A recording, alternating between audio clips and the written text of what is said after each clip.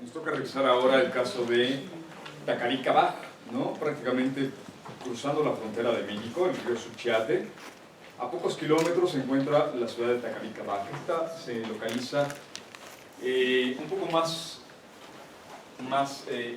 tierra adentro con respecto a la llanura costera del Pacífico. Está aproximadamente a unos 60 kilómetros. Pero ya aquí ya hay una buena diferencia. Está emplazada a más o menos unos 600 metros sobre el nivel del mar, es decir, está en una posición mucho más elevada que el caso de Izapa. En una apreciación muy personal, me parece que cuando hablamos de estas regiones culturales, arquitectónicas o arqueológicas del área maya, en donde es muy común encontrarnos, por ejemplo, que por región existen dos grandes entidades políticas que de pronto pueden competir o pueden estar asociadas, ¿no? Casos, ¿no? Altos el Alto Sumacinta con un Piedras Negras y Yaxchilán, por ejemplo, ¿no? Un Petén, que es el más famoso, ¿no? Tikal y Calakmul, que casi siempre estaban en competencia. Una cuenca del río Motagua, donde se encuentra un Quiriguá con un Copán, ¿no? Son casos históricos en donde aparecen dos entidades políticas, casi siempre contemporáneas, ¿no? Y que en momentos de su historia parecieran ser una misma línea y de pronto empiezan competencias entre ambas. Bueno, esto es algo que es muy común en área maya y me parece que eso mismo se está dando en esta región. Aparece por un lado Izapa como una de las entidades políticas aparentemente más grandes, ¿no? Hoy en día esto lo referimos por la extensión de la ciudad o del emplazamiento, por la cantidad de estructuras arquitectónicas localizadas. Se encuentran más de 100 edificios de tipo piramidal en Izapa, por ejemplo, y la cantidad de monumentos, ¿no? Que hablamos de un promedio de 200 monumentos para Izapa.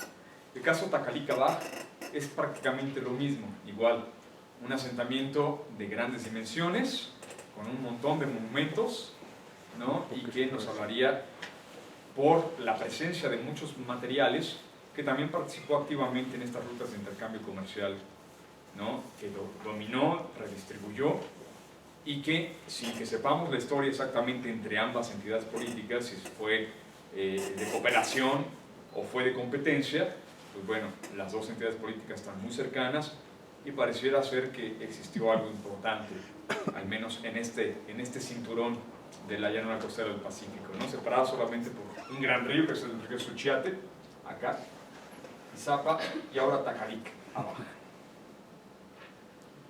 Para Tacaricabaj, las referencias de asentamiento se van hasta solamente el año 800 a.C. Es algo muy interesante porque significa que la cerámica encontrada, por ejemplo, en Izapa, es de mucha mayor antigüedad. Significa que sería más antiguo el asentamiento de Izapa que el asentamiento de Tacaricabaj. Para el caso particular de esta ciudad, el mayor desarrollo urbano arquitectónico se da en lo que llamamos el preclásico, en las fases cerámicas que comprenderían estas dos y estas dos. Aunque sabemos tiene una prolongación histórica hasta bien entrado el periodo clásico, ¿no? Con esta referencia cerámica. Sabemos que en el posclásico había también, aunque ya la ciudad estaba abandonada, había también el regreso hacia edificios importantes y la deposición de manera ritual o ceremonial de cerámicas en altares o al pie de los edificios. De hecho, eso es algo muy tradicional todavía en muchas culturas indígenas de Guatemala, que hoy en día regresan a las zonas arqueológicas y hacen sus rituales. Algo que nosotros hemos desechado y hemos perdido justamente primero ese respeto a las tradiciones, ¿no?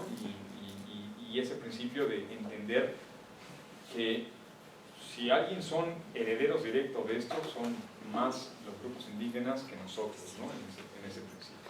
Pero bueno, esta es la tradición cerámica. Algo muy interesante es que la fase Ixchillá está asociada, incluso cerámicamente, con influencia olmeca, mientras que ya la fase Nil está asociada ya con algo que llaman protomaya, de una región de la zona maya llamada Río Blanco, con cerámica de estilo Río Blanco, que ya dicen que ya es una cerámica muy protomaya.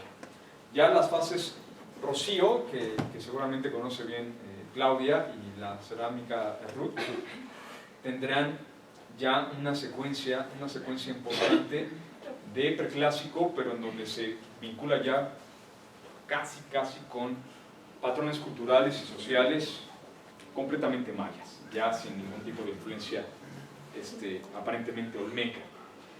Esto es lo que, bueno, a través de muchos años de excavación arqueológica han ido dilucidando los arqueólogos, y que también de manera interesante han podido amarrar, por ejemplo, con la tradición escultórica. Para las esculturas, primero, en Tacalicabac se han localizado hasta el momento 364 esculturas, es decir, tiene un acervo escultórico mucho mayor que el del mismo Izapa. Más de 130 de estas esculturas están labradas, las demás serían lisas, pero también fueron colocadas con esquemas solitarios, simplemente lisos, ¿no? Además de que se cuenta con un montón de estos llamados monumentos misceláneos, ¿no? Que son muchas esculturas tridimensionales, algunas esculturas de tipo de escuela o tradición de bulto en cuanto a su principio escultórico, y que presentan diferentes técnicas y aparentemente escuelas de trabajo de esculpido, ¿no? Lo que han podido amarrar con la cronología cerámica los arqueólogos es que en la fase Ichiyá aparecen monumentos regularmente de bulto, muchos con algunos rasgos que ellos encuentran referente hacia la zona olmeca, por ejemplo personajes sedentes, pero principalmente el respeto a la forma natural de la piedra, que esto es digamos, una técnica o una enseñanza de la tradición olmeca. En la escuela escultórica olmeca, la performa del material determina la forma del objeto escultórico. Las famosísimas cabezas colosales olmecas, vemos en su forma justamente un gran ovoide que de una performa natural de la piedra lo que se hace es un trabajo menor de relieve para sacar el rostro justamente de una cabeza olmeca, ¿no? Hay un caso de, claro, también esculturas recicladas con los olmecas, ¿no? En donde ya una escultura que ya sirvió para su fin, de pronto la transforman y la convierten en otra cosa, ¿no? Se da el caso de un altar con la cabeza 7 de San Lorenzo, por ejemplo, en ese ejercicio. Acá, esta particularidad de respetar la performa del material, es decir, adaptar la forma escultórica a la forma natural de la piedra con el menor de los trabajos esculpido, ya sea en relieves o en escultura de bulto, lo asocian con una tradición olmeca, que solamente aparentemente dura 100 años en el sitio de Tacalicabac, porque para la siguiente fase cerámica, la cerámica Nil, ya el discurso es diferente. Buscan monolitos que transforman y que sobre todo tallan para lograr una cara plana y ahí hacer un bajo relieve, donde todavía también tendremos algunos elementillos por ahí que podrían justamente vincularnos tanto con una tradición costeña, con una tradición, me parece, de toda la costa del Pacífico, con los vecinos de Izapa, que de pronto, al menos escultóricamente, hay cosas que parecieran solamente ser de Izapa y no ser de Tacalicabac, y lo compartido pareciera ser justamente sobre una línea de influencia olmeca, ¿no?, entre ambas entidades políticas, pero de esto profundizo un poco más adelante. Y bueno, a partir de esta fase, las siguientes dos fases cerámicas, la Rocío y la Ruth, nos presentarían ya un principio prácticamente escultórico, ya completamente mayo. Bloques totalmente planos, con bajos relieves de personajes ricamente ataviados, ¿no? Y algo muy interesante, ya columnas y caracteres glíficos de los más tempranos en la región, con fechas de cuenta larga, que algunas de ellas se han podido fechar y que también nos presentan, digamos, de las evidencias más tempranas en cuanto a fechamientos, ¿no? Esto es lo que estaría ocurriendo ya para estas fases. En estas fases, aquí ocurre algo, aquí no aparecen los ejemplos, pero en la fase Rocío, del 400 al 200 a.C., se empieza a dar en la tradición escultórica la generación de esculturas también de bulto, en donde hacen una serie de esculturas que llaman comúnmente o se denominan comúnmente como barrigones, y que en realidad es una escuela de preforma de material, como la de la primera fase, la de la fase Ichiyá, pero generada en una época tardía, ¿no? Ya veremos en detalle algunas de las piezas y de los ejemplos de lo que son los barrigones, ¿no? en este caso. Bueno, con esto como antecedente, vámonos hacia el emplazamiento. Tacalica está emplazado en una zona de ladera de montaña, ¿no? El terreno es precipitado, va en ascenso, y lo que hicieron los constructores fue generar una serie de terrazas, nivelaciones naturales del terreno, de la pendiente que va bajando, donde los muros de contención sirvieron como soportes y retenciones de movimiento de tierras, tanto de rellenos como de cortes de la tierra, para generar un total de 10 terrazas. Sobre estas 10 terrazas, la ciudad se conforma a través de 4 grandes grupos arquitectónicos. El grupo central, este que vemos acá, es el que ha tenido la mayor atención por parte de la investigación arqueológica, es la zona protegida. Hoy en día el resto de la ciudad está formando parte también de propiedad privada, de fincas cafetaleras. Hoy en día en toda esta región hay mucho el cultivo del café, y el resto de la ciudad, los grupos norte, el grupo oeste y el grupo sur, hoy en día no se han excavado completamente ni como se quisiera, ¿no? De pronto se han hecho algunas excavaciones, por ejemplo en la estructura 86, esta pequeñita de acá del grupo oeste ha recibido cierta atención de excavaciones, pero en realidad prácticamente el sitio solamente está mapeado y no está excavado, salvo en su zona central, ¿no? En el grupo central. Este es el grupo central, el cual está conformado por 3 terrazas. La llamada terraza 1, que sería esta de acá, en donde en su base tendríamos 2 estructuras piramidales de más o menos buen tamaño. Tendríamos la terraza 1, después los muros de contención que nos indican el cambio de nivel en el piso entre la terraza 1 y la terraza 2. Esta zona es hoy la zona más visitable de la zona arqueológica, donde se encuentran estructuras muy importantes como la estructura 11 y la estructura 12, organizadas a través de una plaza. Sin embargo, la estructura 13, la de mayores dimensiones en el conjunto arquitectónico, no ha sido excavada y parecieran todas conformar una axialidad con respecto a los ejes que se marcan aquí. De la terraza 2 hay un gran muro de contención que nos separa y nos diferencia los niveles de piso de la terraza 2 con la terraza más elevada, conocida hoy como terraza 3, donde se encontrarán algunas de las estructuras más antiguas de la ciudad, estas las fechadas entre el año 800 y 700 a.C., como la estructura 2, esta de acá, un edificio de 9 metros de altura, y la estructura 5, que no recuerdo cuánto tiene de altura, pero rebasa los 15 metros de altura, esta de acá, la estructura 5. Así como una gran plataforma arquitectónica con varias fases constructivas, que es la fase 7, perdón, la estructura 7, que tiene más de 100 metros de longitud en su base, y al frente de esta estructura el edificio 6, que también presenta una secuencia constructiva desde el preclásico temprano hasta el clásico tardío, es decir, pasa por toda la historia de ocupación de la ciudad, ¿no? Y que vamos a ver ahorita un poquito en detalle. Una vista aérea de lo que sería este conjunto central sería esto. Para que se den una idea, pues prácticamente no hay nada excavado y lo que estamos viendo despejado es la estructura 11, esta de aquí, y frente a ella la estructura 12, esta de acá. La estructura 13 estaría por acá y una cañada que existe de manera natural es esta, hacia donde corre un río, ¿no? Un río cercano que también fue de gran importancia, por supuesto, para el propio asentamiento. ¿Qué altura, ¿qué diferencia hay de altura entre la primera terraza o el nivel inicial Ajá. y la décima? ¿A la décima? Ajá, más o menos. Ay, qué buena pregunta, no lo sé. Te la debo. Qué buena pregunta. No lo sé. Pensé que me ibas a decir de esta a la 3. ¿Cuánto? Esta a la 3 hay como unos 12 metros de altura. Como 12 metros de diferencia. Pero hasta la 10 Sí, está. Sí. Sí hay una buena pendiente. Bueno.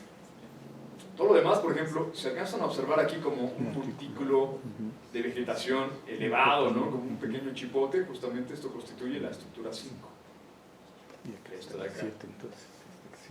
La mayor de todo el conjunto arquitectónico del grupo central. Vamos a empezar nuestra revisión arquitectónica con la plaza central de la terraza 2 y su estructura al poniente, que es la estructura 11. Esta es la plaza central, la estamos viendo desde la esquina suroeste de la estructura 12, que sería esta de acá. Esta es la gran plaza, ¿no? Hoy con su vegetación, y al fondo tendríamos la gran estructura 11. Arquitectónicamente sabemos que en el caso de Tacalica-Baj, los sistemas constructivos no fueron nada diferentes a los de Izapa, es decir, las estructuras arquitectónicas tienen un núcleo de tierra, ¿no? De barro compactado, ¿no? Y esto en la primera fase constructiva, en lo que llamaríamos del año 800 al año 700 antes de Cristo. Y para la segunda fase constructiva, que sería del año 700 al 400 antes de Cristo, estos edificios, algunos de ellos igual recibieron un encofrado de mampostería, igual de cantos rodados de mampostería. En esta segunda fase constructiva, de 700 al 400 antes de Cristo, algunos edificios nuevos se escalonaron en lugar de ser basamentos piramidales de grandes taludes, como este de acá.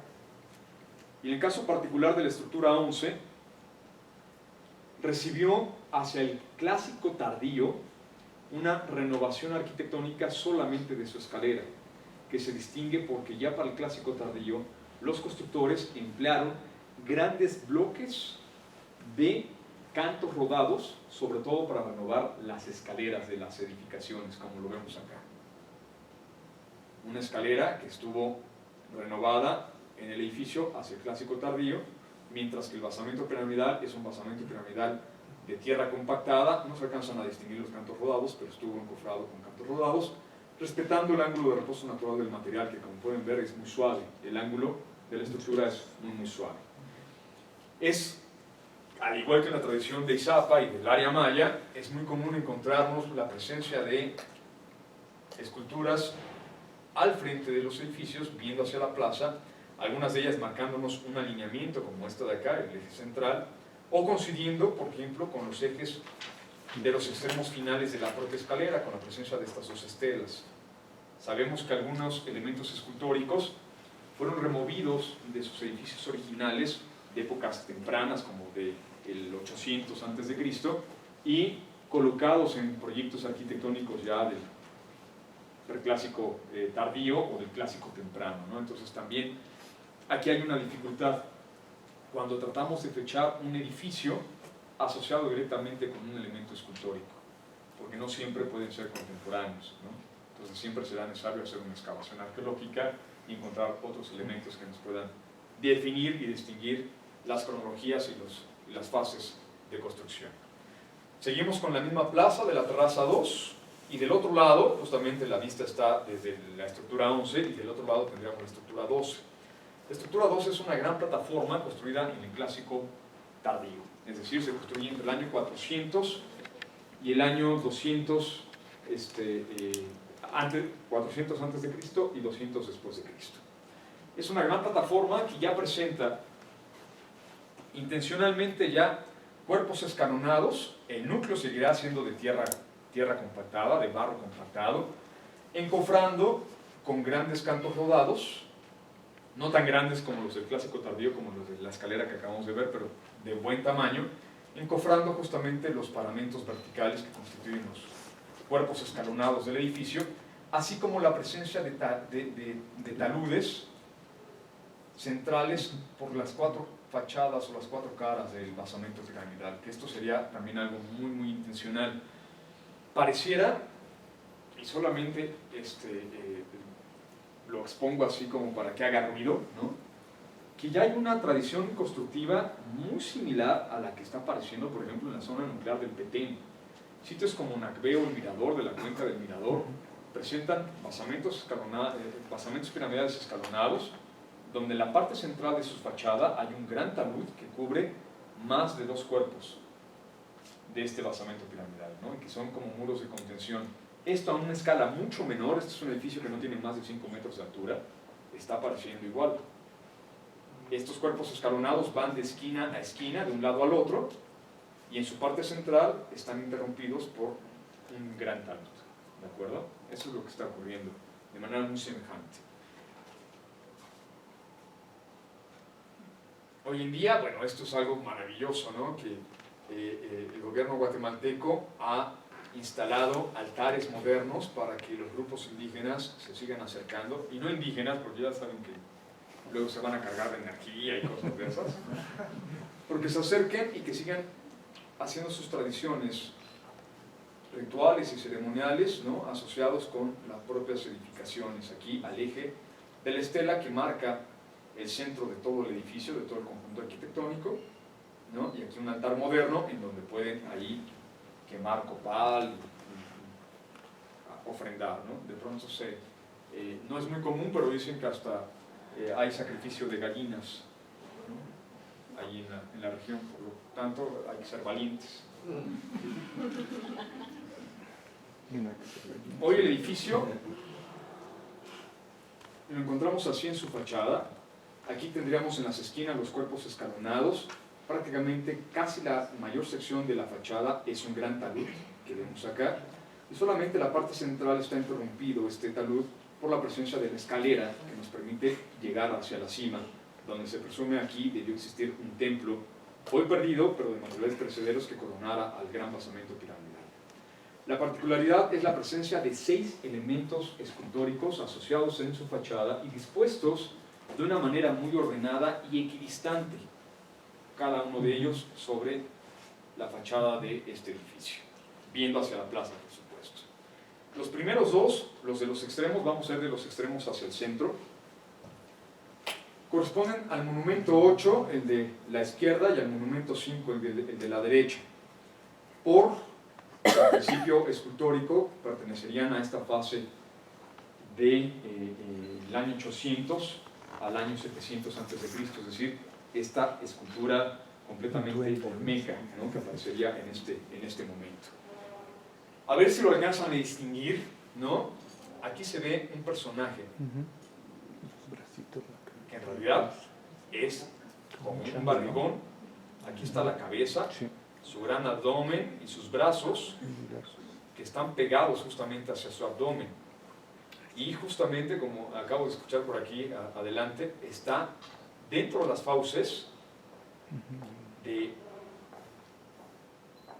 un monstruo, un felino, un saurio, no lo sé, con cuencas oculares, entrecejo fruncido, fosas nasales y el maxilar, el maxilar superior, la boca abierta, en donde aparece justamente el personaje.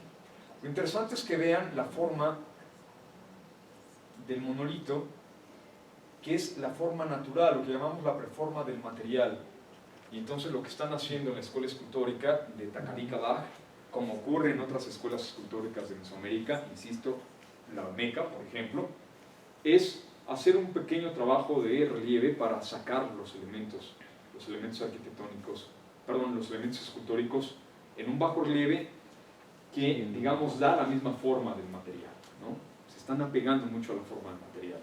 Más claro, el monumento 5 es igual un ovoide con un muy corto trabajo escultórico, donde se distingue la cabeza y inmediatamente el cuerpo.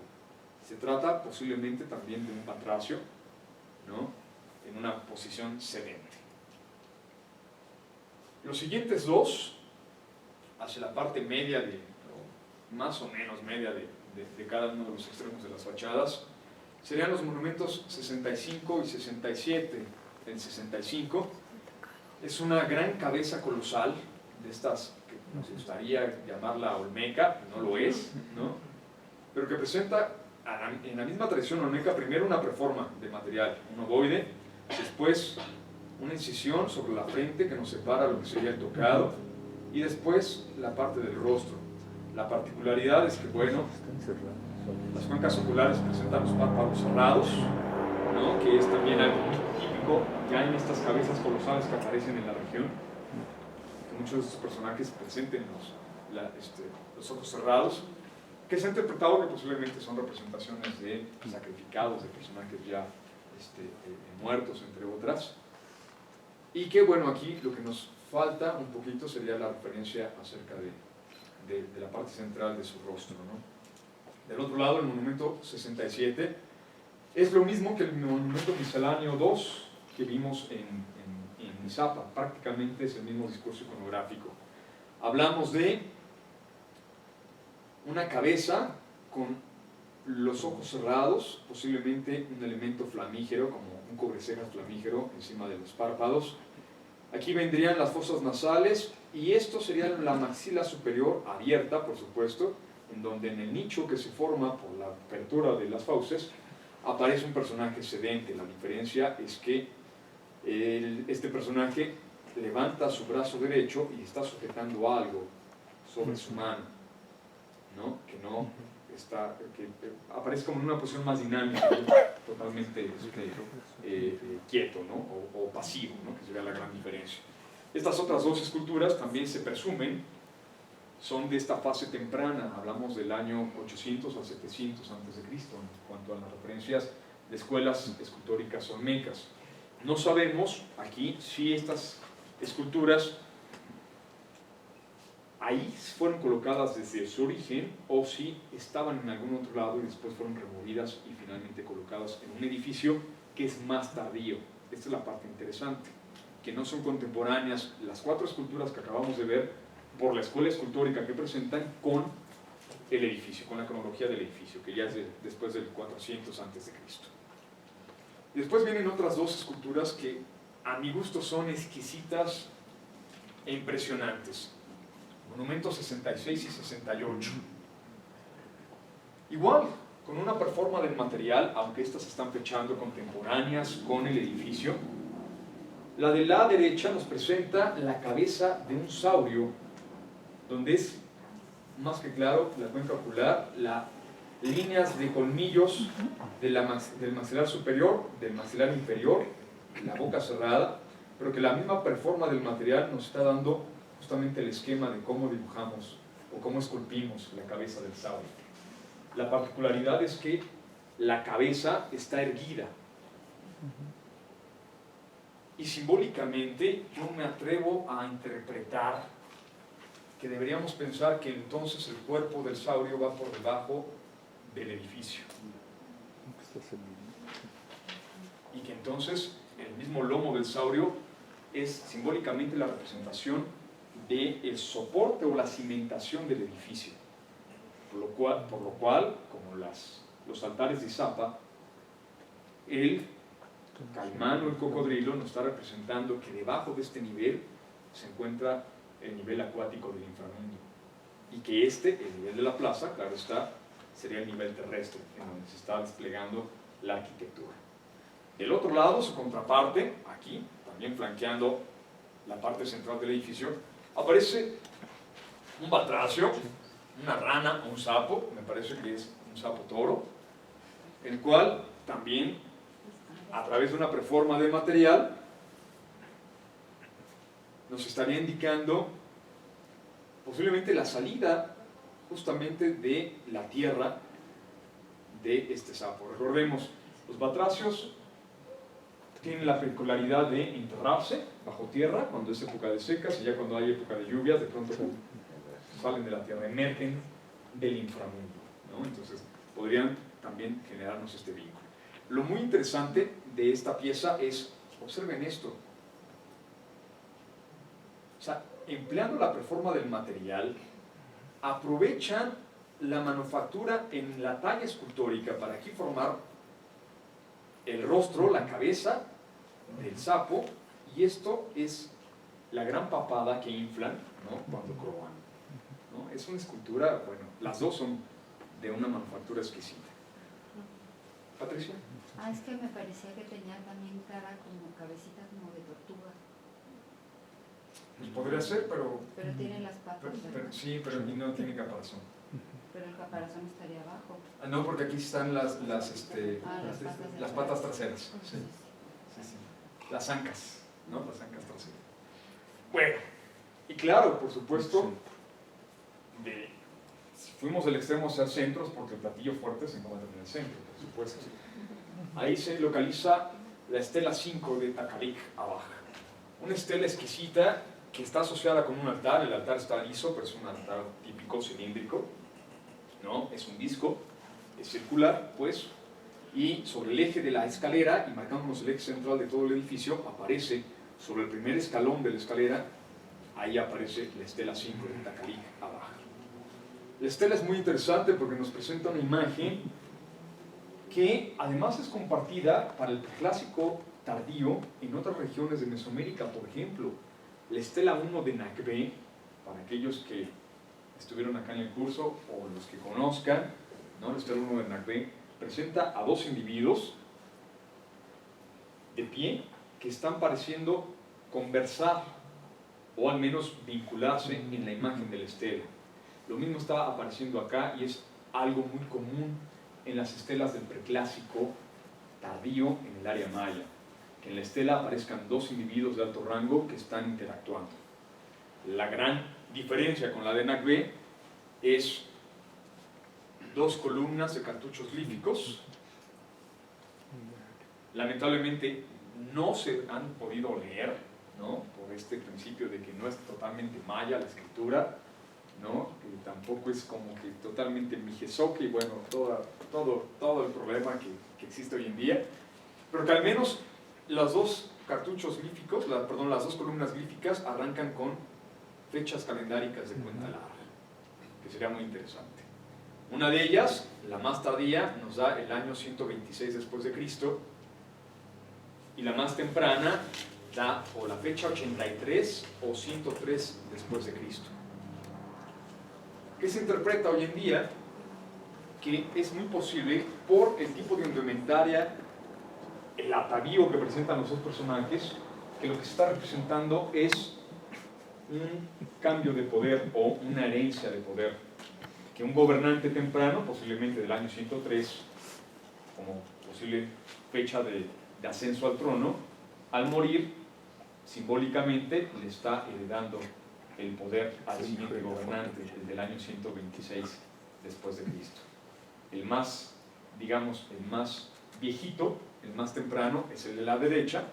Este estaría asociado con la fecha del 103 o del 83, mientras que el de la izquierda sería el nuevo gobernante, el que estaría heredando justamente el poder hacia el año 126 después de Cristo, si es que la interpretación es correcta. En realidad no tenemos más elementos para decir que en realidad es una herencia de poder, es un paso de los poderes, ¿no?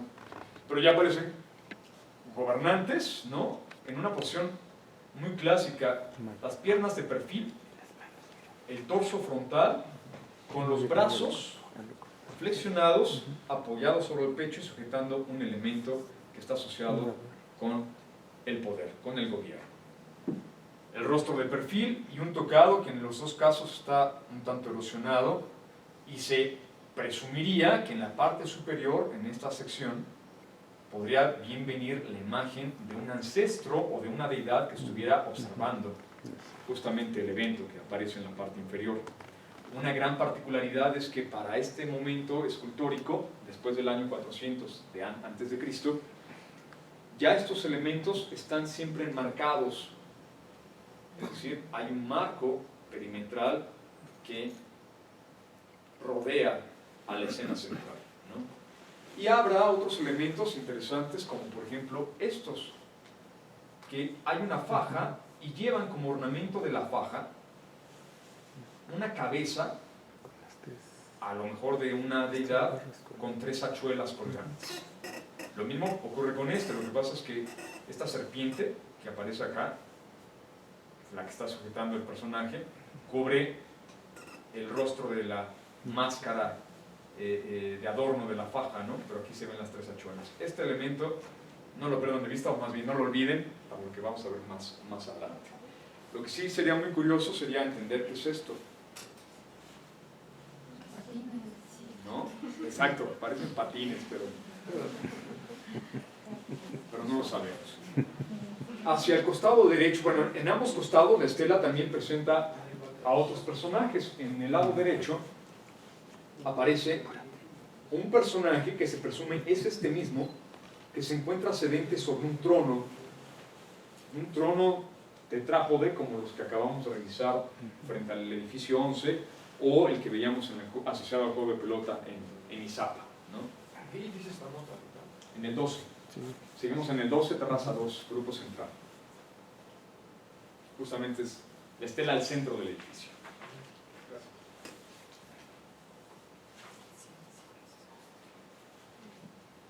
Platicábamos que la distribución de los grupos arquitectónicos a través de terrazas debieron configurar un sistema muy importante de infraestructura, que serían los muros de contención.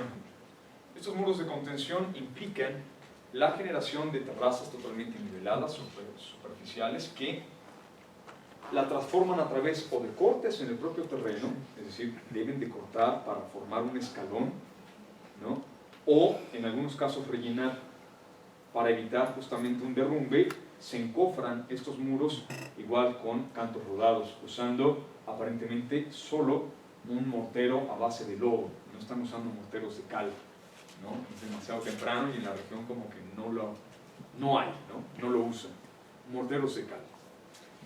Para que nos demos una idea, este es un esquema muy sintético de lo que es las terrazas y los muros de contención, pero en realidad el trabajo de muros de contención es mucho más grande en cuanto a volumen de material que incluso muchos de los edificios de la ciudad. Este es un levantamiento por escáner del sitio, donde todos estos son justamente los muros de contención. Tan solo vean este y compárenlo con el volumen de cualquiera de los edificios, para que nos demos una idea de lo complejo que fue también asentarse en una ladera y ir modificando justamente las terrazas y encofrarlos con muros de contención para evitar colapsos y todo esto. Está a una línea de 80 kilómetros de la costa, ¿habéis mencionado? 60 kilómetros. 60 La zona ya, digamos, elevada de montaña está a 80 kilómetros. Ah, Esta Pero está aquí comienza. ¿Y el suelo ahí sigue, bueno, es igual, roca caliza, igual que en otras áreas? No, ¿O qué- no. qué es? Esto no es penito. Es de origen ígneo, es de origen volcánico. No sé a ciencia cierta, pero deben ser en mucho tobas, ¿no? Tobas, tepetates, ¿no? Pero mira, Y hay mucho, por ejemplo, hay mucho basalto, por ejemplo, basaltos y andesitas, hay mucho en la región. Pero el suelo debe estar principalmente constituido por tobas. O sea, ¿es más Seguro. duro o más? Depende, porque hay tobas tan duras, ¿no? Que no las puedes romper ni levantar. Y hay tobas que te generan algo que llamamos incluso arcillas expansivas, que son muy sueltas y que con respecto a la lluvia y la cantidad de humedad tienden a abundarse o compactarse.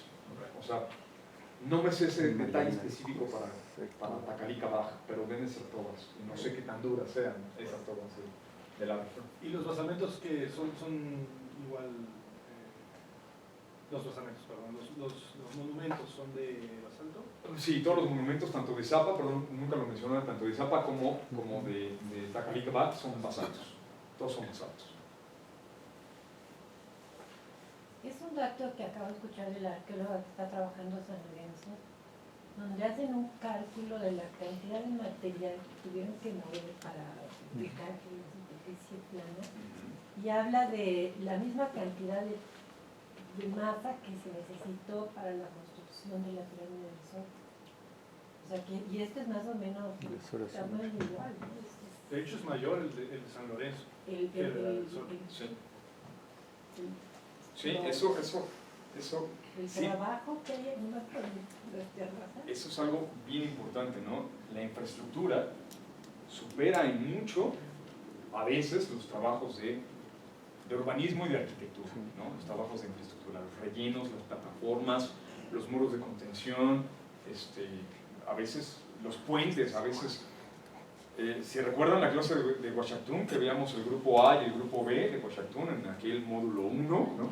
Ya de hace un año, poco más de un año, ¿no? Bueno, grupo A y grupo B de Huachactún están separados por una cañada y los mayas rellenaron la cañada para hacer un puente elevado y comunicar las cimas de los dos cerros, ¿no? En un trabajo igual de infraestructura que generó un volumen de material mayor que el empleado para cualquiera de las grandes edificaciones de la ciudad, ¿no? Entonces sí, a veces Y quizás así era de importante, ¿por qué? Porque la infraestructura siempre es el soporte, así de sencillo, es el soporte del buen funcionamiento para una ciudad. nos estaría dando el dato de que es más importante el lugar que la construcción misma, es decir, adaptar una construcción porque ese lugar en específico tenía una razón. Sí, por supuesto, ¿no? Por algo escogieron este sitio, ¿no? Por algo en particular y dijeron, vamos a hacer lo que tengamos que hacer para permanecer aquí, ¿no? Por supuesto. Bueno, esta es la terraza 3 y hoy en día para llegar a la cima de la terraza 3 existe esto, ¿no? Muros escalonados, esto es parte de, me parece que de un primer muro de contención y una escalinata que nos permite subir desde la terraza 2 hacia la terraza 3. Algo particular con estas terrazas es que en las escaleras que nos permiten subir de una terraza hacia otra también fueron colocados algunos monumentos, es decir, están también a lo mejor simbolizando que la plataforma, o perdón, el muro de la terraza simboliza como una gran plataforma arquitectónica que te permite llegar hacia los basamentos piramidales en la parte superior, ¿no? Eso será una referente interesante. Aquí, frente a la escalinata de la terraza 3, del muro de contención de la terraza 3, aparecen muchas de estas esculturas de los barrigones, también están fechadas hacia el preclásico tardío, entre el 400 a.C. y el 200 de la era cristiana. Ese es el muro de contención de la terraza. Sí. Este que se ve. Sí, este es. Nada más que en esta parte, con la escalera que te permite pasar de la terraza 2 a la terraza 3. Y bueno, aquí, igual, yo insisto, esto es una preforma de material, estos son los llamados barrigones, ¿no? Tenemos un ovoide, entonces labran, sacan un poco de material para simular un cuello, ¿no? Y separarlo de la cabeza. Y las extremidades, particularmente, siempre estarán pegadas al cuerpo. Siendo un ovoide, pues bueno, las representaciones que aparecerán allá siempre serán como de personajes robustos o gorditos, ¿no? En ese principio, de ahí el término de barrigones. Ahora, algo particular es que en otras zonas del área maya, incluyendo la zona nuclear olmeca, la presencia de este tipo de esculturas asume posiblemente la identificación de algo que le han llamado los especialistas el dios gordo, sin que sepamos su nombre, ni quién es, ni si en realidad se trata de una deidad, ¿no? Esto hay que acotarlo. Hay que acotarlo perfectamente bien. Subiendo ya hacia la terraza 3, este es el edificio 5. El edificio 5 es una estructura del preclásico medio, fechada entre el año 800 y 700 a.C., pero también fue renovada arquitectónicamente, respetando el ángulo de reposo natural del material, pero hacia el clásico tardío se le construye una nueva escalera en su eje central, que sería esta de acá, con grandes bloques de cantos rodados, ¿no? Donde un solo bloque hace las veces del escalón completo, ¿no? El peralte y la huella de la propia escalera. No recuerdo este edificio en cuanto a altura, pero tiene más de 15 metros de altura, o en promedio por ahí unos 15 metros de altura. Frente a este edificio aparece un edificio mucho menor, que es este de acá, el edificio 6. Un detalle de la escalera. Y frontal a él aparecerá el edificio 6. Lo particular del edificio 6 es que no guarda frontalidad con el edificio 5. Es decir, que le da la espalda al edificio 5 y su frontalidad del edificio 6 está viendo hacia el edificio 7. Una plataforma que junto con el edificio 6 tienen evidencia de existir desde el preclásico medio hasta con últimas transformaciones en el clásico tardío, ¿no? Algo muy, muy interesante.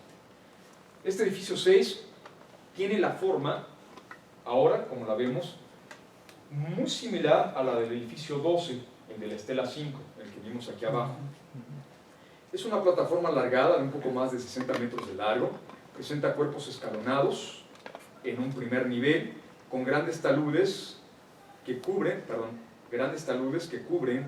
la parte central de sus cuerpos escalonados, generan después una gran terraza perimetral, y tendríamos otra vez cuerpos escalonados con paramentos verticales vistos en las esquinas, mientras que en las partes centrales volvemos a contar con estos grandes taludes. Aparecerá la presencia de escaleras centrales que permiten finalmente llegar a una gran plataforma superior alargada en la parte alta, que no se encontró evidencia de que estuviera cubierta en algún momento por alguna estructura de materiales perecederos. No se descarta, pero por el momento no se encontró ninguna evidencia, entonces en realidad no lo sabemos. Hoy en día la estructura la vemos así, igual grandes cantos rodados que encofran un núcleo de arcillas compactadas, la esquina escalonada y los grandes taludes que nos cierran justamente las partes centrales de cada una de las fachadas. Vamos a ver la fachada sur, que es un detalle muy interesante, en donde veremos que el acceso es un acceso, digamos, mixto. Observen esto, lo que pareciera ser una rampa continua de acceso, la tendríamos así. Esta es la rampa del primer nivel del edificio. Llegamos a la terraza y después aquí tenemos escalera, ya no es rampa, esto es una escalera que nos llevaría justamente hacia la plataforma superior que tendríamos en esta sección. Aquí lo particular, sí, posiblemente las rampas servían para el desahogo del agua concentrada en la parte superior de estas terrazas, pero hay un sistema de drenaje a un lado de la rampa que permitía justamente el desalojo del agua. Se han encontrado en Tacalí-Cabá, al igual que en Izapa, grandes sistemas de conducción de agua, es decir, han encontrado que muchas de las plazas, muchas de las plataformas arquitectónicas se veían como grandes captadores de agua. De ahí, sistemas de drenaje como este conducían el agua hacia reservorios para almacenar el agua de lluvia. Y también esos reservorios tenían después salida para evitar la inundación o el desbordamiento del reservorio y desahogar el reservorio cuando fuera necesario y llevar esa agua de lluvia hacia el río, ¿no? Hacia las barrancas laterales y justamente hacia un lado se encuentra el río, ¿no? Entonces tenían también un sistema muy complejo y muy importante de infraestructura hidráulica como parte de los trabajos de infraestructura dentro de la misma ciudad. Pero algo más interesante posiblemente es que los arqueólogos hicieron excavaciones en la superficie, de hecho la vieron, estaba toda cubierta, y justo existe algo muy importante siempre en la arquitectura maya y mesoamericana en general. El centro del edificio siempre será un eje muy importante de referencia. En muchas ocasiones puede justo representarnos la materialización de este axis mundi, del cual hemos platicado ya en varias ocasiones. Aquí justamente sobre el eje central del edificio, en el cruce de los ejes, en un eje vertical, se hizo la excavación y se encontraron las diferentes etapas constructivas. La verde es preclásico medio, la amarilla es preclásico tardío, el azul es clásico temprano y la moradita, la última que vemos en superficie, es el clásico tardío, ¿no? Vamos a acercarnos a esta porción del edificio, donde tendríamos algo muy interesante, una tradición de deposición de ofrendas escalonadas, respetando siempre el mismo eje vertical. Lo interesante es, primero, en color verde, la estructura del preclásico medio, hablamos construida entre el año 800 y el año 400 a.C., fue removida en su parte central para hacer una cavidad y hacer el depósito de una ofrenda de vasijas y de algunas cuentas de jade. Se rellena con los mismos materiales del núcleo de la estructura, que en amarillo aquí aparece representada, pertenecería al preclásico medio, entre el año 400 a.C. y 200 de la era cristiana. A esta le hacen lo mismo, le hacen dos cavidades para el depósito de ofrendas, entre ellas estos mosaicos de jade, ¿no? Formando dos cabecitas que podrían ser adornos de los cinturones de los gobernantes, y que igual esta intrusión después es sellada y cerrada con el mismo material de construcción de la estructura del clásico tardío. Ya no se repite esto aparentemente en el clásico, el clásico temprano esto, y ya no se repite en el clásico tardío, que sería la siguiente superficie. Pero claro, esto ya es un buen indicio acerca de un carácter totalmente simbólico y de la referencia de la propia arquitectura. Pero ¿qué pasaría si bajáramos un poco más sobre este mismo eje central? Ay, perdón. ¿No vi el reloj? Sobre este mismo eje central. Nosotros tampoco. Qué bueno. Qué bueno. Sobre este mismo eje central, los arqueólogos encontraron otra ofrenda, correspondiente justamente al llamado preclásico medio, una ofrenda que estaría fechada entre el año 550 y 770 a.C., donde lo primero que encontraron fue esto, la deposición de una serie de figurillas de cerámica muy interesantes, una de ellas un poquito gordita, todas son femeninas, ¿no? Esta un poquito gordita podría representarnos que se trata de una representación de embarazo, por ejemplo, y otra más, por ejemplo, esta de aquí, tiene una espiga para que la cabeza, que es articulada, se mueva, ¿no? Estas muñequitas dieron primero indicio de que se trataba de posiblemente otra ofrenda, ¿no? Pero lo más interesante es que al momento en que ampliaron la zona de la ofrenda, se encontraron con un entierro, lo que llamaron el entierro real 2 de Takalifu. ¿Cuáles eran las fechas, perdón? Aquí aparece, de 770 al 510 a.C. Este entierro fue un entierro primario, excavado sobre el nivel de arranque de la pirámide, ¿no? Digamos, por debajo del nivel del piso de desplante de la misma pirámide, digamos en la roca madre, ¿no? En ese principio, donde fue colocado un individuo en una posición de cúbito dorsal extendido, es decir, acostado, boca arriba, donde la cabeza estaría aquí, la ofrenda de muñequitas es esta, la cabeza estaría aquí, llevaría un gran pectoral de cuentas de jade, vendría su torso aquí, y aquí llevaría un braguero, también de cuentas de jade, los brazos vendrían por acá, y ahí llevaría muñequeras, también de cuentas de jade, después vendrían las piernas por acá, y las piernas llevarían ajorcas, también de cuentas de jade para no variar, ¿no? Y el individuo estaba acompañado de algunas piezas de platos y vasijas cerámicas, ¿no? Como lo vemos acá. No hay esqueleto. Aparentemente, la composición mineral del suelo en Takabika fue tan corrosiva que prácticamente desvaneció todo resto óseo.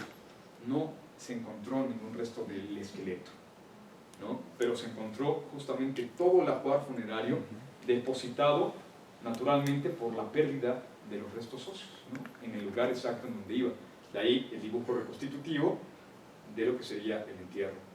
Con fechas de radiocarbono obtuvieron las fechas que van desde el 770 hasta el 510 a.C., ¿no? Y lo que se dice, ¿no? A grandes rasgos es que muy posiblemente se puede tratar o podríamos estar hablando de un individuo que vivió en un momento decisivo entre la transición entre las influencias olmecas y las tradiciones mayas como tal, ¿no?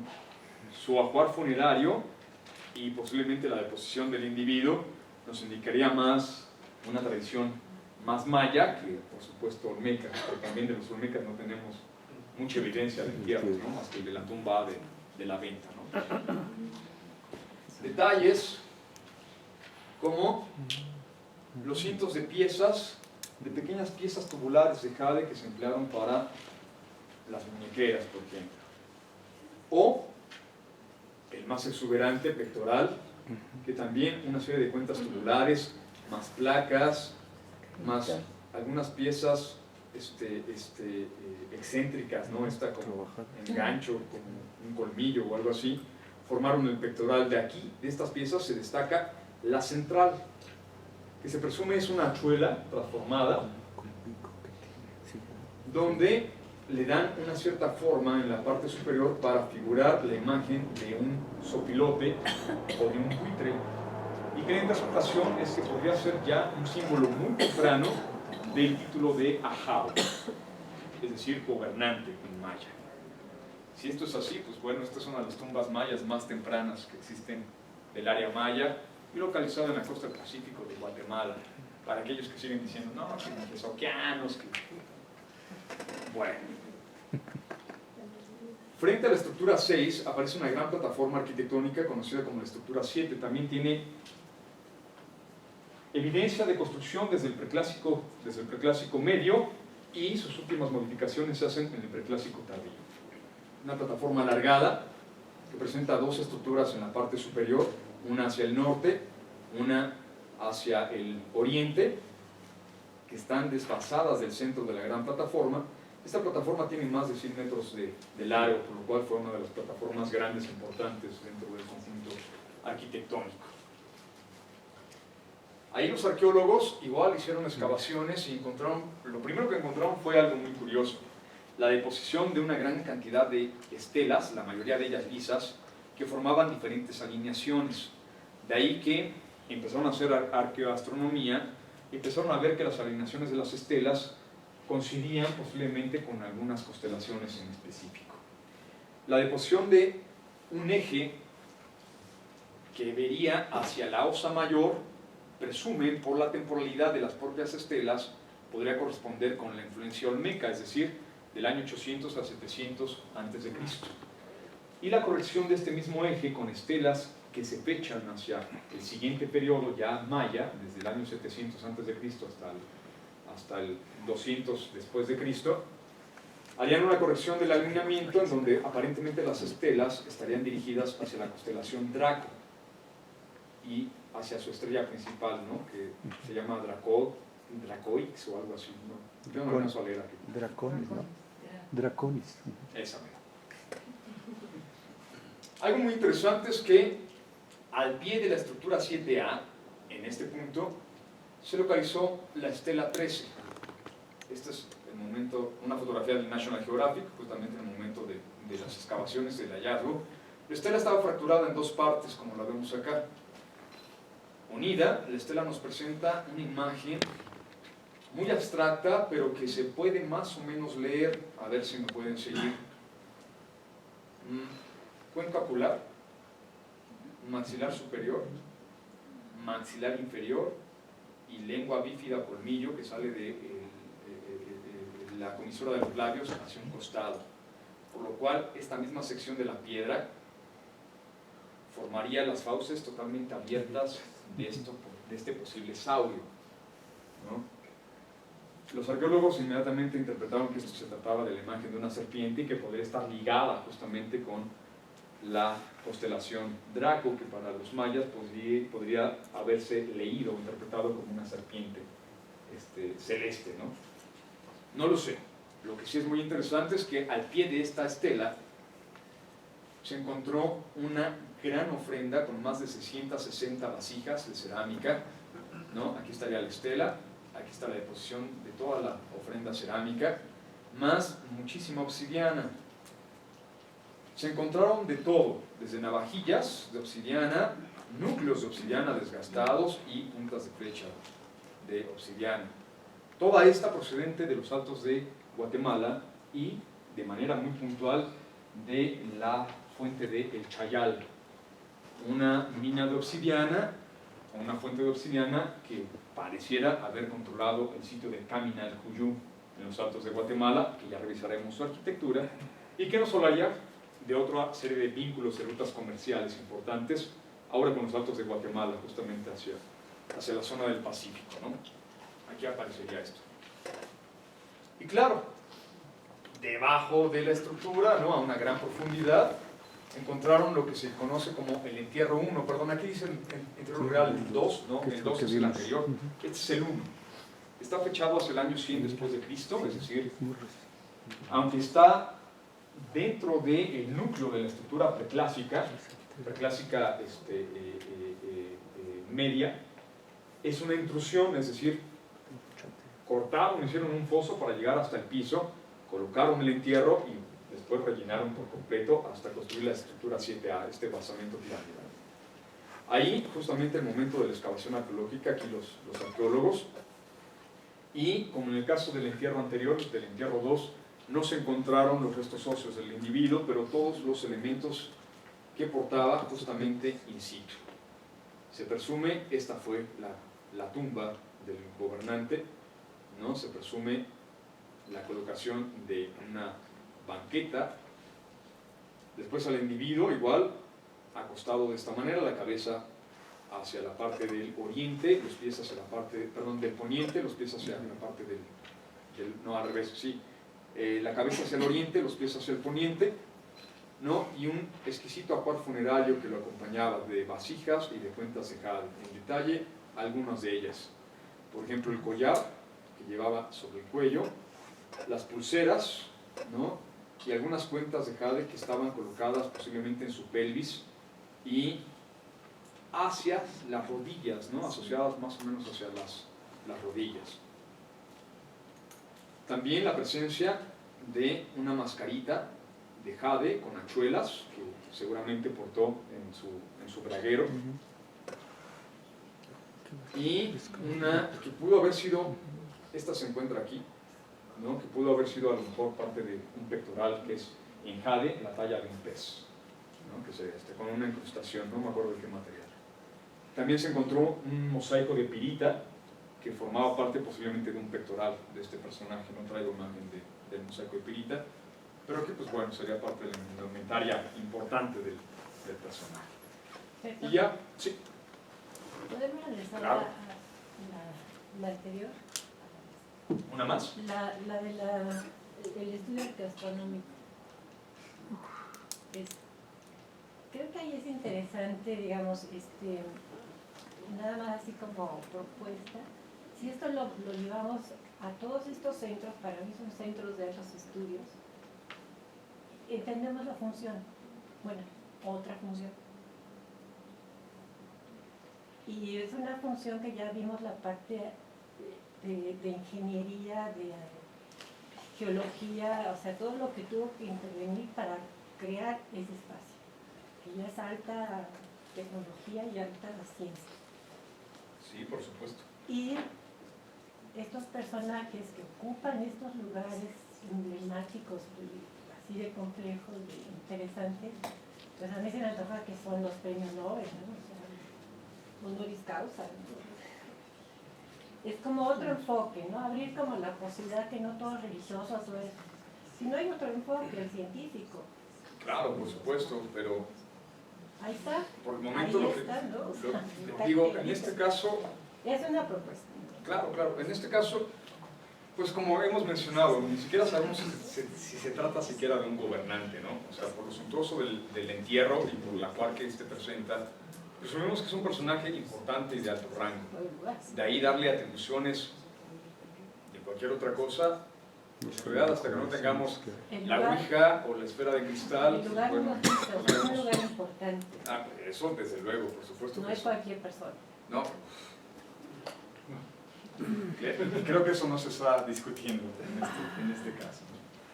Bien, ya para terminar con la sesión de hoy, perdón por la colgada del tiempo, debería ser el horario de 4 a 8, ¿no? De 4 a 8. Perdón.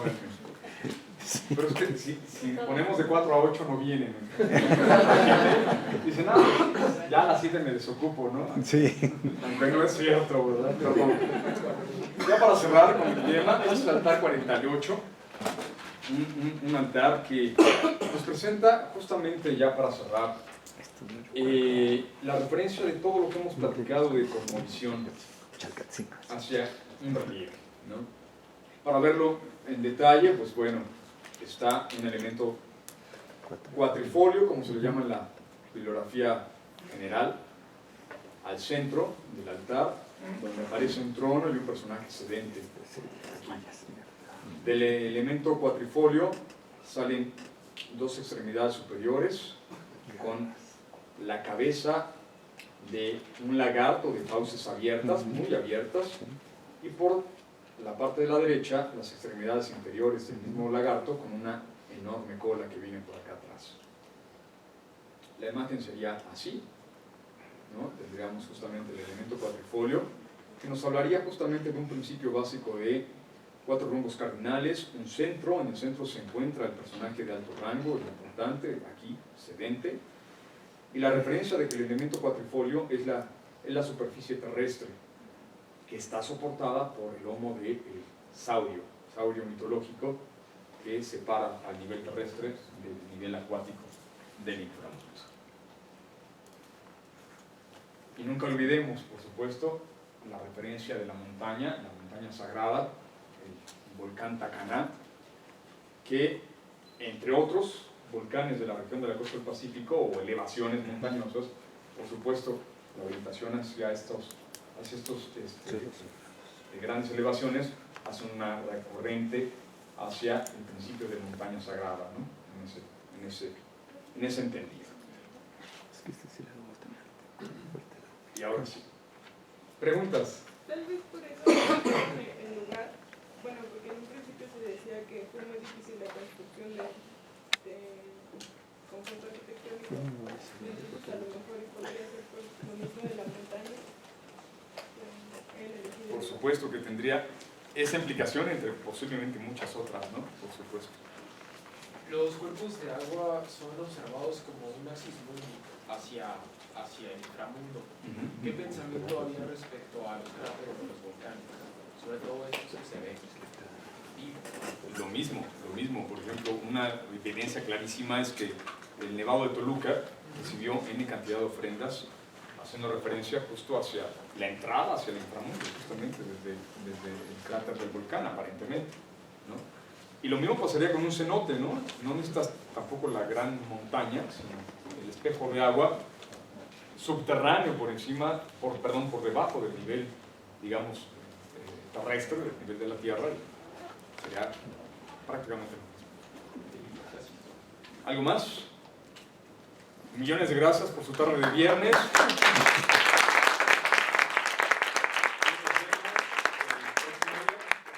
Gracias. Llévenme a casa bonita también.